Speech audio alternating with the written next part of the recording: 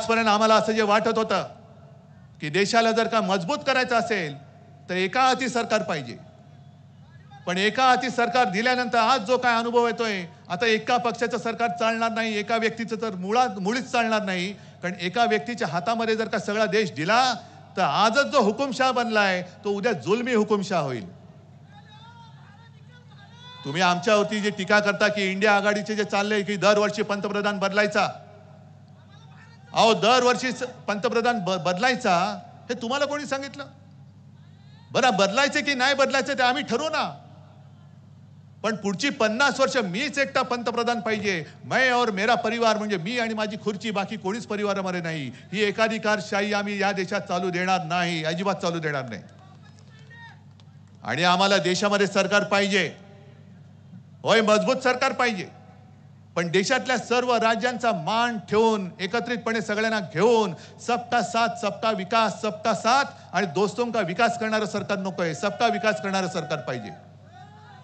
जसं अटलजींनी चालवलं होतं सरकार, नरसिंहराव त्यांनी चालवलं होतं, मनमोहनजींनी चालवलं होतं, सगळे होतं ना. एनडीए तेव्हा एनडीए होता, त्याच्यानंतर मला वाटतं यूपीए होता. सुशील कुमारजी तुम्ही गृहमंत्री होतात, तेव्हाही सरकार चाललेलं होतं. मग सगळ्यांचं मिश्र सरकार हे उत्तम देश चालू शकत असेल तर आज देशाला मला असं वाटतं अशा संमिश्र सरकारची गरज आहे, हुकुमशाहीची गरज नाहीये. नकोय आम्हाला हुकुमशाह. नाही त्याची तर तुम्हीच हजामत करणार, मी कशाला घेऊ? मी चोरांवरती बोलत नाही, गद्दारांवरती बोलत नाही, ज्यांना दिल्लीवरनं चाव्या दिल्या जातात त्यांच्यावरती तर अजिबात बोलत नाही. पण आता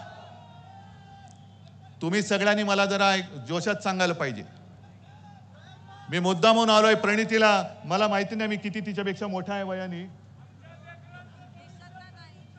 सुशील कुमारजी मला आशीर्वाद देतात, पण प्रणिती मी तुला वयाच्या याने आशीर्वाद द्यायला आलोय, हो आशीर्वाद द्यायला आलोय. प्रणिती तुला मी तुझा मोठा भाऊ म्हणून शुभेच्छा द्यायला आलोय, हो तुला शुभेच्छा द्यायला आलेलो आहे. आणि हे सगळे माझे तुझे सगळ्यांचे मोठे भाऊ, छोटे भाऊ, बहिणी, माता भगिनी इकडे बसलेले आहेत, हे सगळे इकडे तुला आशीर्वाद द्यायला आलेले आहेत. आणि आशीर्वाद नुसते शाब्दिक नकोय. हे जे काय मला माहित नाही उमेदवार समोरचा कोण आहे, बाहेरून पार्सल आणले म्हणतात, म्हणजे सगळं काही इकडनं जे बाहेर नेत आहेत, महाराष्ट्राचे उद्योग बाहेर नेत आहेत, पण कांद्यावरती निर्यात बंदी अजून आहे. तशी आता ही इथली जे काही बाहेर ना आलेले उमेदवार आहेत त्यांची निर्यात करून टाका, परत देऊन टाका. त्याच्यानंतर जे बाहेरची पार्सल जी येत आहेत इकडे ना, त्यांना सांगा इकडे सोलापूरकर समर्थ आहेत, सोलापूरचा जो माणूस आहे तो अस्सल सोलापूरकरालाच यावेळेला निवडून देणार. आणि सुशील कुमारजी तुमची कारकीर्द, तुमच्यावरती प्रेम करणारे असंख्य इकडे सोलापूरकर आहेत. आडाम मास्तर इकडे आलेले आहेत, मला आता मगाशी भैया देशमुख भेटले, ते सुद्धा पाठिंबा द्यायला आलेले आहेत.